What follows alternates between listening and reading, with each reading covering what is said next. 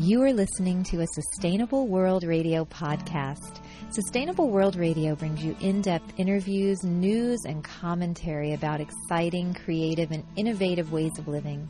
Produced in Santa Barbara, California, Sustainable World focuses on positive solutions to environmental challenges, solutions that adhere to the permaculture ethics, earth care, people care, fair share. Are you interested in learning more about permaculture projects around the globe, how to plant a food forest, restorative design, or ethnobotany? Then stay tuned to Sustainable World Radio. I'm Jill Cloutier.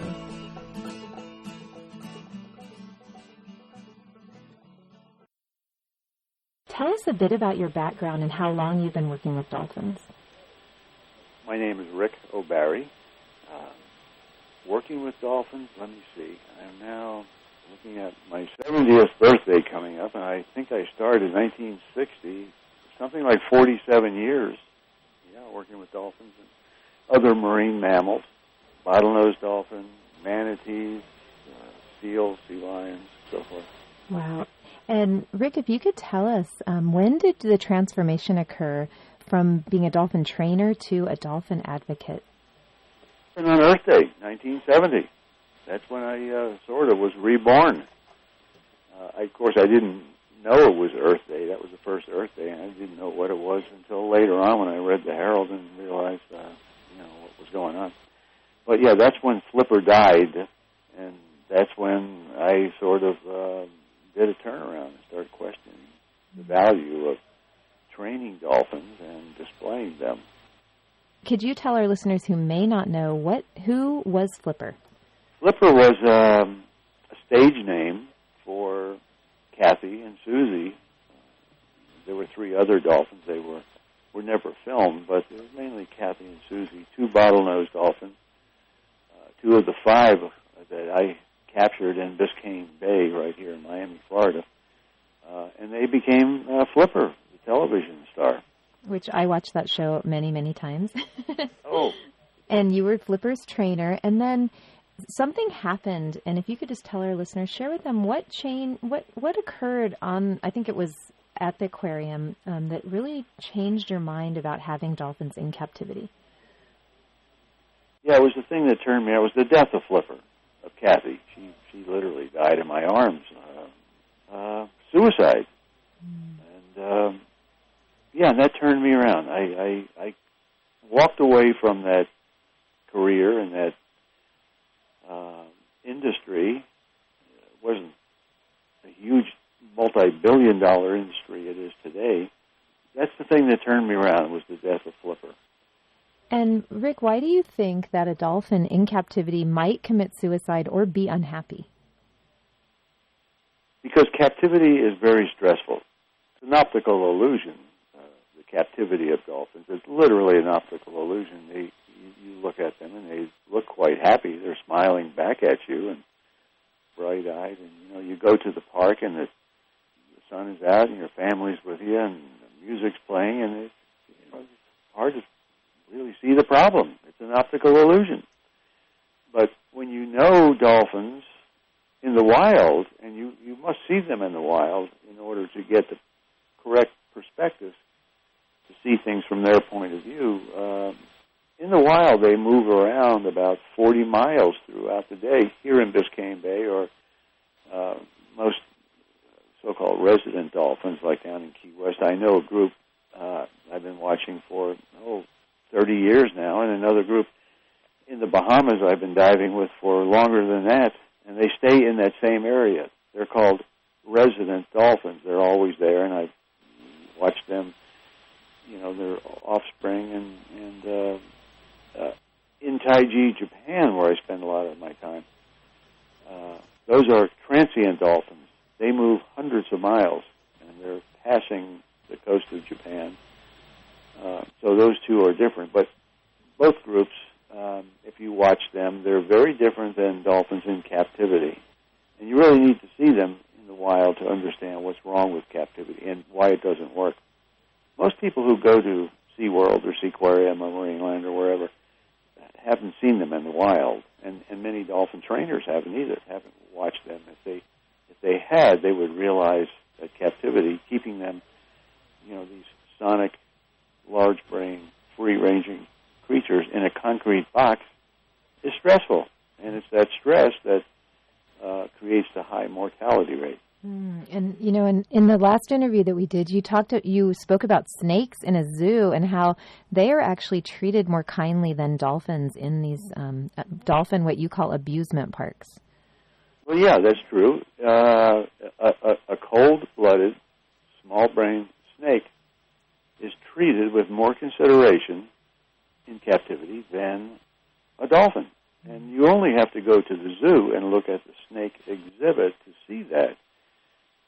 You see the snake on exhibit at the L.A. Zoo, for example, or San Francisco Zoo, or wherever, and they have tree limbs to climb on and rocks they can get under and hide if they want, or grass, something, natural rocks. But for a dolphin, they're in a concrete box. The dolphin's primary sense is sonar, and they're acoustical creatures. They're sound oriented, whereas humans are, and most of the animals are light oriented.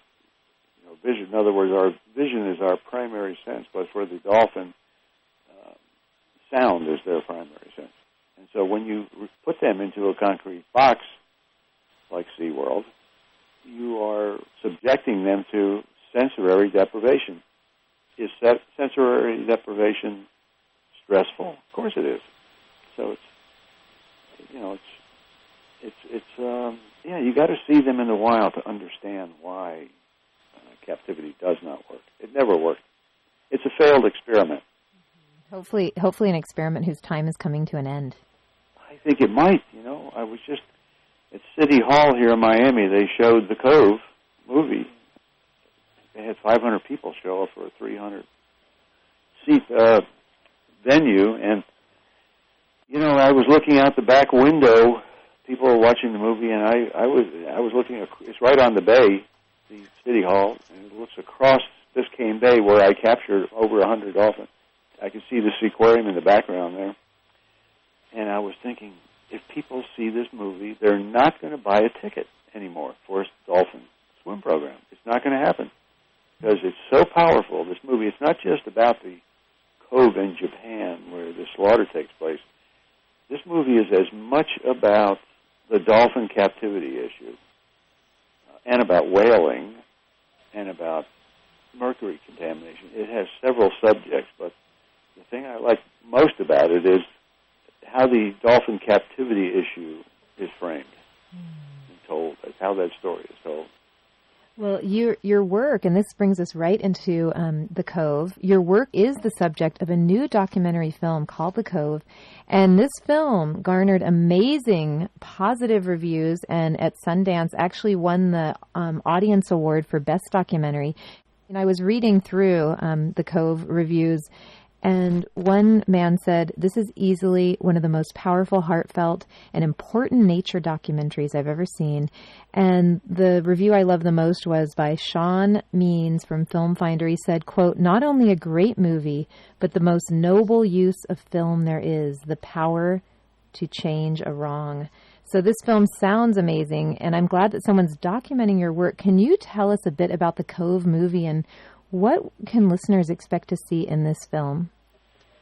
Well, they can see a trailer as soon as they listen to your radio show by going to thecovemovie.com, and they can see a trailer. And the 90-minute film, they can expect to see beautiful dolphin footage, and the opposite of that, some very horrific footage, which was shot covertly in Taiji, Japan.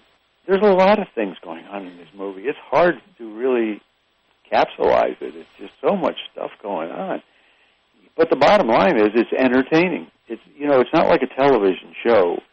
A movie, people leave their house, they get in the car and they drive somewhere and they pay for the parking lot, and then they stand in line, buy a ticket, and then they go to the theater and they sit down, and you have to entertain them. They're not they don't have a remote in their hand where they can change the channel. The challenge for the filmmakers, Louis Sahoyas, the director, and Fisher Stevens, the producer, and they hired some very talented people. Mark Monroe, the writer, and Jeff Richmond, the editor, who I think he's won. We worked with. He won at Sundance also, and I think he won the Academy Award for one of the Michael Moore films. I think Sicko. But yeah, they just surrounded themselves with really talented people, and we went to Sundance. Well, first of all, 3 or 4 years ago, I got a call from this guy saying I was going to follow you around with my camera, and so they did, and what they saw was so horrific. I thought, there's no way they're going to make a movie out of this. Who's going to go see this? It's pretty sad. But they did it. They pulled it off. Somehow they turned it into entertainment. We went to Sundance, and there were 8 standing ovations. And I was told by the people who go to Sundance every year, the people who work for the Sundance Institute, that they never saw a standing ovation for any documentary, ever, including Inconvenient Truth, which won the Academy Award. And I think that these guys will win an Academy Award next March for the Cove. They'll at least be nominated, I believe. It comes out in theaters in July 31st. I don't know when in Europe. The most important thing for me, because I'm separate from the film company, is to get this movie before the Japanese people. Somehow get it into Japan so Japanese people can see it, because that will stop the largest slaughter of dolphins in the world. Once this thing is exposed, I'm absolutely convinced it will stop this slaughter. It may even end whaling. Earlier you said that the filmmakers were following you around and filming these horrific images. What horrific images are you referring to? And also, what is happening in Japan that this film documents, and that's part of the film? There's a little town with a big secret, the town of Taiji, Japan. And it's kind of surreal when you go into this small village, because you would think that they really love dolphins and whales. You see them everywhere. You see dolphin tiles on the sidewalk and statues and dolphin, we love dolphins, and their logo is a whale. And so you think, well, this is great. This is a place that Taiji Whale Museum, which actually is a whaling museum. And it's so surreal. It's a very picturesque, beautiful place. It reminds me so much of Big Sur, but even more beautiful than that, if that's possible. Then it becomes, in a flash, a nightmare. It becomes Dante's Inferno for dolphins. They drive the dolphins, which are swimming offshore, these migratory dolphins and small whales are driven into a lagoon, and they are slaughtered in the most brutal way imaginable. And to film that is impossible. Well, I thought it was impossible. There's barbed wire and guard dogs and guys walking around with spears and hooks and knives and keep out signs and people on high alert. But we were able to penetrate that 3 o'clock in the morning several times, 6 or 7 times, set up cameras. Well, this is really Louis Sahoyas. He's the genius behind all of this, and he led his team of filmmakers. He was with National Geographic for, I think, 17 years, and this is his first attempt at making a documentary film, and he knocked the ball right out of the ballpark. Home run, first time up to bat. Yeah, it's hard to describe. People have to go and see it, and I hope they will. More popular the movie becomes, the less popular harming dolphins and whales will become. And does the film, it sounds like from what you said earlier, that the film does tie together and kind of tell a bigger story about the slaughter that's happening in Japan as well as the dolphin trade. Exactly, yeah. It's the dolphin, the traffic in dolphins from Taiji, which are supporting the slaughter. The dead dolphin, and they kill them for their meat, it's worth about $600 U.S. But the live dolphins have sold for as much as $154,000. And they've gone to Dubai.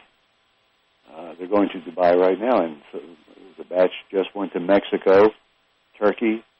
Dolphins from Japan in the dry fisheries in the past have gone to the U.S. Navy, Dolphins of War program. There's a place in French Polynesia, Dr. Jay Sweeney owns, that has dolphins. He was the number one trafficker of dolphins out of Iki Island, and he set up these swim programs in Hawaii on the Big Island and in French Polynesia and Bermuda. And if people knew, the customers had any idea they were supporting this slaughter by buying a ticket to a swim program, they would stop buying those tickets. And I think that will happen once this movie gets out to the public. I hope. So we don't know what's going to happen. It could be that, now yesterday they called me, they were in Las Vegas, showing the film to a convention of theater owners. And after the film, everybody, just like at Sundance, standing ovation, everybody's just, over the top and excited about this movie, except for one guy who was screaming, "This is Ric O'Barry didn't train Flipper. He's a phony. He never worked at the Miami Sea." It turns out it's the owner of this aquarium, Arthur Hertz. He's seeing it for the first time, and he flipped out. He's part of the Alliance of Marine Parks, and they're going to be doing damage control when they're going to be meeting and trying to figure out what do we do about this movie, because people are going to stop going to their facilities once they see it. And, I think a lot of people that I've in my circle have said, well, I feel the dolphins are doing us a healing. They're healing us, and they're there. They almost like the dolphins want to be there. Like someone opened up a pen and they hopped right in. They don't know how they got there and what a struggle it was and what a dirty business this is. Yep, it's like it's trafficking drugs or, laundering money. They launder dolphins the same way. And, it's going to open people's eyes. And I'm just so glad it's there. It's going to shorten our work. I mean, I thought we would have to spend another 10 years trying to shut that Cove down in Japan, but I believe it will shut down as soon as this gets out to the Japanese people. Hopefully that will happen before September 1st. That's when the slaughter starts all over again. It starts in September, and it goes on for 6 months. It just ended at the end of March. I was just there, actually, and I'm just getting back from Japan, and I'll go back again as soon as I can because there's another one going on down in Okinawa and further north in Iwate. So there's plenty of work to do, and people can learn about this issue by going to our website, SaveJapanDolphins.org. And if they want to help, just click on Get Educated. Yeah, that would be... And there's also a link there to the trailer. That's wonderful. Now, Rick, this must feel so good to you because you have been tirelessly well, I'm sure you've been tired too, but you've been working so hard. I read your book probably, I don't know, could it have been 20 years ago, Behind the Dolphin Smile? It changed my life. Oh. Yeah, and I feel like the power of film to actually, you can reach so many more people than, you're traveling around the world doing this work. I'm so thrilled that someone documented this, and now it will reach a much larger audience. Yeah, it's pretty exciting. It's very, very exciting. And what I would love to hear, too, is you have been involved with dolphins, I think we were talking earlier, for about 47 years. What are you, of all the things that you've done throughout your life, what are some, maybe one or two things that you are most proud of that you've done to help marine mammals? Rescuing them from Guatemala, Nicaragua, Colombia, Brazil, Haiti, places like that, and taking them to a remote jungle camp at the edge of the water and building a sea pen, healing them, and then letting them go. Watching them get their life back is so rewarding. Words fail me when I try to describe that. And you can see that in the movie. They have some of that stock footage. So setting them free, to answer your question. Yeah. But it wasn't one or two. There were more like a dozen of those. I've had a lifetime of once-in-a-lifetime experiences. And that answers one of my other questions, which is this seems like such a rewarding but also sad and tragic. The things that you've witnessed must just pierce your heart. And that kind of answers the question of what keeps you going and how have you done this for so long? I don't know. Time just goes by. I never planned on doing any of this. You just sort of react to, and that's what I'm doing now. I mean, if there's a dolphin in trouble anywhere in the world, my phone will ring, or now I get emails or a fax or something. Somebody will contact me, and it's pretty hard to say no. Somebody will call and say, look, there's 12 dolphins in this filthy cage in Haiti. Can you come over and help us? I start doing a little bit of research on the web, and God, there's a war going on. I walked in a hotel, just before the hotel. A guy was shot right in front of me, assassinated, marched down into a ditch, and I was like, geez, I got to get out of here. Yeah, there's just a whole string of those kinds of things that happen as a result of answering the phone or saying, okay, I'll do what I can, and you show up. It's all about showing up. Showing up is that's it. Someone calls and there's a problem. Will you go do this? And so you go, and that's how I got involved with this movie. Louis Sahoyas called and said, hey, I saw you around with a camera, and I said, well, I'm leaving tomorrow and going to Taiji, and he showed up. Wow. And that was 4 years ago and $5 million ago, and so he entered it into Sunday. I said, what have you ever made a film before? He said, no. I said, oh man, well come in here. If you get lucky. Well, and it sounds like you did. Yeah, well, it's more than luck. It's talent. He's a very gifted artist. And art, that's something I'm just now learning. I've been fighting this battle for so many years. And art can play a huge role in this, in the healing process, and educating people and getting people involved. And so that's what he did. He's one of the best photographers in the world, and some of the footage in there is just stunning. Of wild dolphins in the Bahamas with Mandy Ray Cruikshank, who he brought on board. This is a young woman who, on one breath of air, can free dive 300 feet. And she and her husband, Kirk, were planting cameras in the lagoon, and all of that footage and all that stuff that happened just really paid off big time. And it sounds like the filmmakers had to go undercover almost and hide cameras and run around with night goggles on. And yeah, it was a special heat-seeking camera, or what do they call that? Is it infrared? No, it's not. It's thermal camera, and when you go into the lagoon 3 in the morning, Louis would go in with that camera alone, just a few feet, over the barbed wire, and you can look around, and anything that's alive, you can detect, whether it's a deer or a watchman, whatever. And if there's a watchman, you can abort. But they would penetrate this space and plant cameras, video cameras, which were placed inside of special fiberglass rocks. They look like a rock, like all the other rocks that are in the mountain. It's a mountain. Cove is in a little valley, and so you go in there and plant all of these cameras. George Lucas's team built all of his rocks for his film, built these things for Louis, and it's like a special operations. Amazing. Well, I'm looking forward to seeing this movie. And Rick, what do you say to people that argue that if marine mammals weren't held captive in parks, that people would never get to see a dolphin or whale? Well, that's true. They're absolutely right. They say that. Well, I was debating with New York Aquarium. These kids in the inner city would never see dolphin if we didn't have one here in Coney Island at the aquarium. But these same kids are never going to see a snow leopard. So what do we do? Go drag a snow leopard into the room too? Or do we teach our children to control their desires, which I think is the key to solving all of our environmental problems?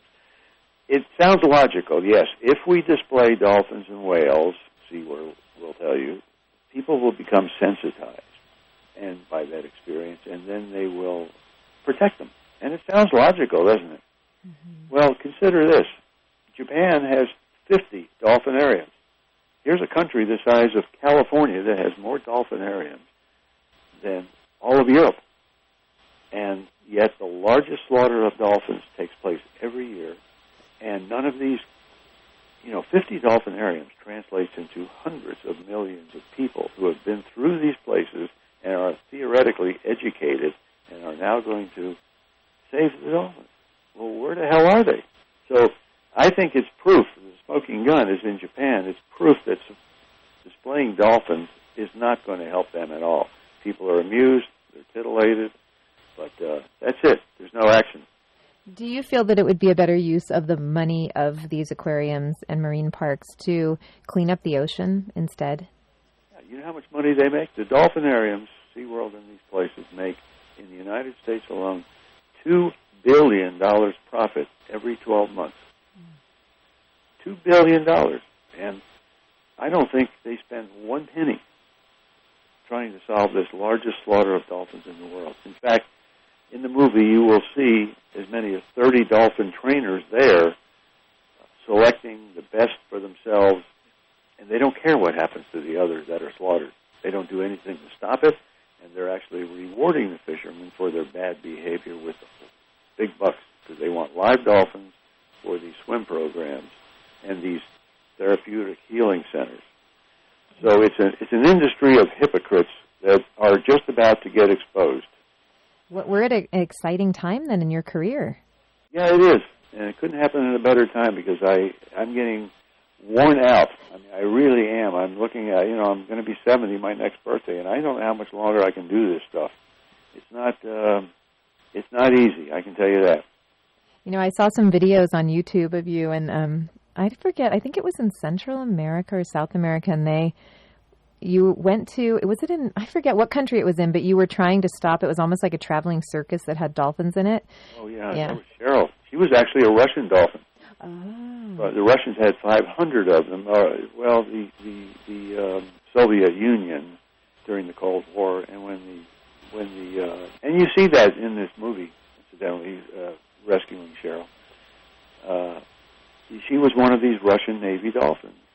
She ended up in a swimming pool. I found her in Buenos Aires, Argentina, in a public swimming pool. She was kidnapped from there, or not kidnapped, she was stolen by somebody, a traveling dolphin show. And then I found her in Venezuela. She traveled to Jamaica and different places. And finally, it took a couple of years, but she didn't survive.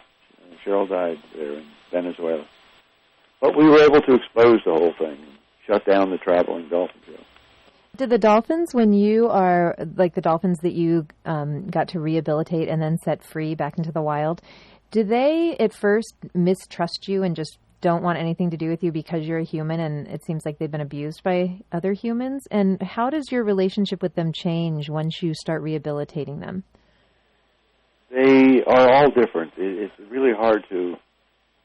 just like us. Exactly. They're like people. And, everyone, they're all, in the wild, they're all somewhat similar. But once they come into captivity, they're all very different because of their different experiences.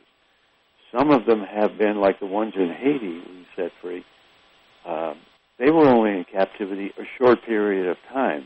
And so the difficult part in freeing them is more political.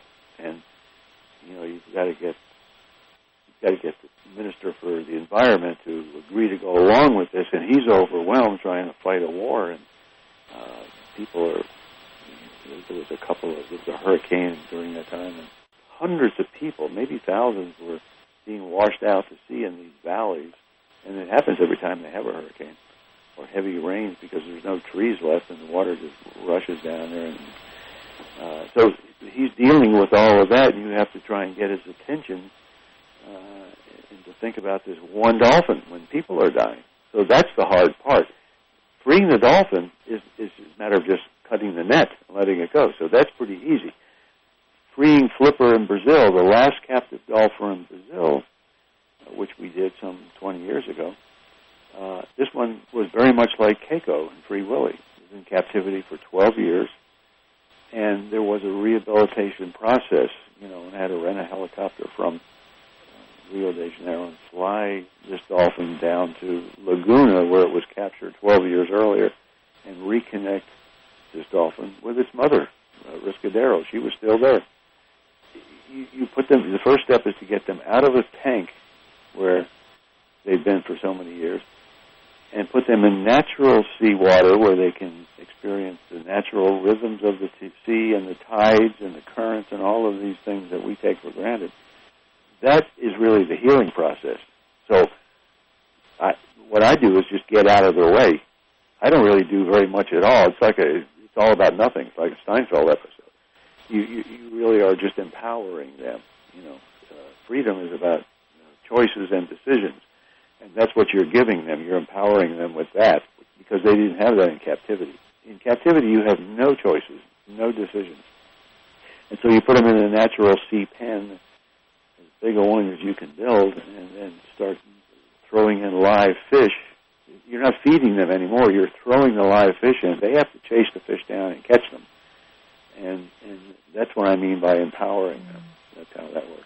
Wow. And then some of them can't be free. You have to be a psychiatrist. You have to live with them 24 hours a day and figure out, is this creature mentally healthy? Because some of them aren't. They look the same. If you just look at their external anatomy, yeah, they all look healthy. I got them healthy again. And, we put on 200 pounds of weight, and the animal looks healthy. But you have to figure out, can this animal actually make it in the wild? And so there's nothing to go by except reading their body language. And it's taken me about 40 years to be able to do that. It's much more difficult with a dolphin than it is like a dog or cat or chimpanzee or animal, humans that make facial expressions, and you can read their body language pretty easily. But dolphins, you just have to, it takes time, and there's no shortcut. It takes a long time. You have to watch them, you have to live with them. So, yeah, there was a couple of cases. We lived with a dolphin on a remote island, tiny island, for 6 months in a tent, my wife Helena and I.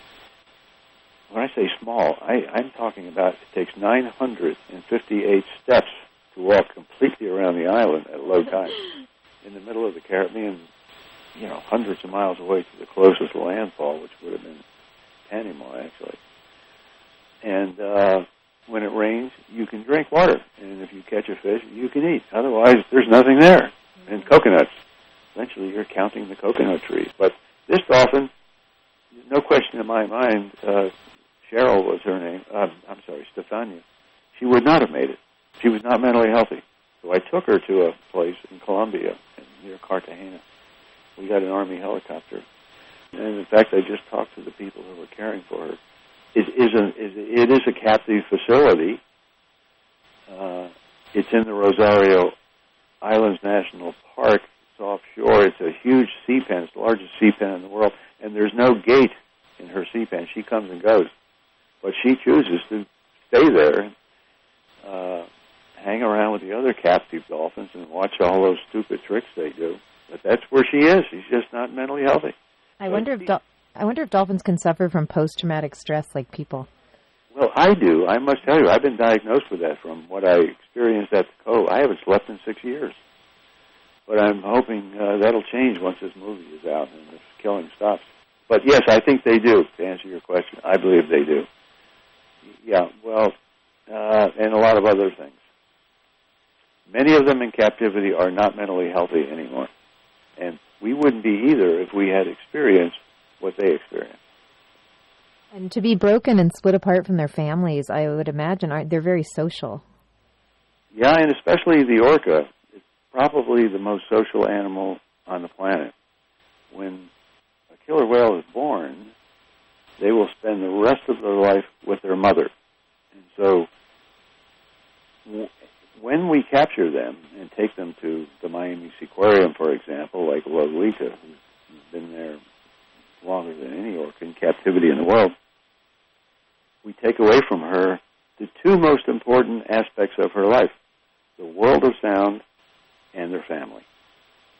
And that stressful? Of course it's stressful. So there's a big movement to move Lolita back to Puget Sound, where she was captured, I think, 30 years ago. And not set her free, but build a huge sea pen.